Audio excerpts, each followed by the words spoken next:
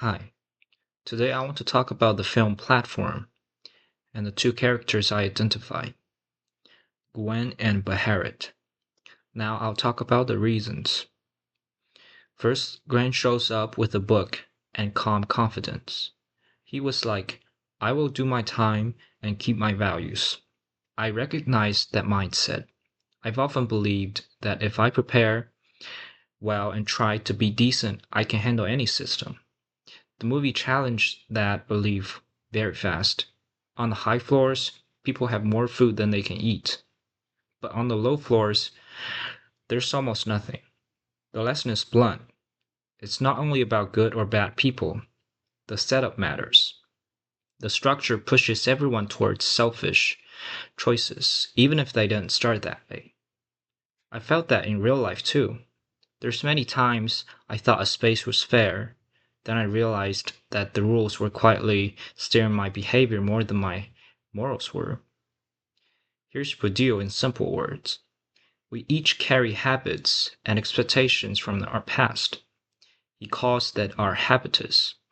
We also carry different kinds of power or capital. It's not just money, it's also who we know, how people sees us, and so on. Gwen brings his symbolic capital, the book, his values, but little money or allies. At first, he learns that the pit's harsh habits: grab food, protect yourself. Then he tries to unlearn them. That term matters to me. It says being a good person isn't only a feeling; it's a plan. When Gwen starts organizing rations and setting simple rules, he isn't just being kind. He's changing the conditions so kindness can survive. But Harriet moved me for another reason. He shows up with a rope and his dream. He's sure that he can climb out if he tries hard enough. I know that feeling. Work harder, rise faster, but his climb fails because the people above him refuse to help him.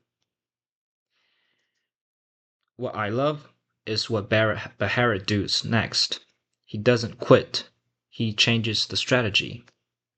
He looks sideways, not just up. He teams up with Gwen and focuses on helping everyone to eat. That shift from solo escape to shared effort, I felt like that is the lesson I needed. Gramsci gives words to that shift. He says systems last because people accept a normal way of doing things, that he calls hegemony. In the pit, the normal way is simple. When you're high, you eat. When you're low, you're gonna starve. There's no questions. But Gwen and Beharit tried to write a new normal. One portion per person, and they wanted to protect the dessert as a clear message. To talk to the people to also hold the line. They also use persuasion and structure, because minds change faster when habits and rewards change too. So my takeaway from the platform is not that people are selfish or something. It's people are teachable and systems are movable. Gwen reminds me to turn care into a plan. Beharit reminds me to turn hope into teamwork.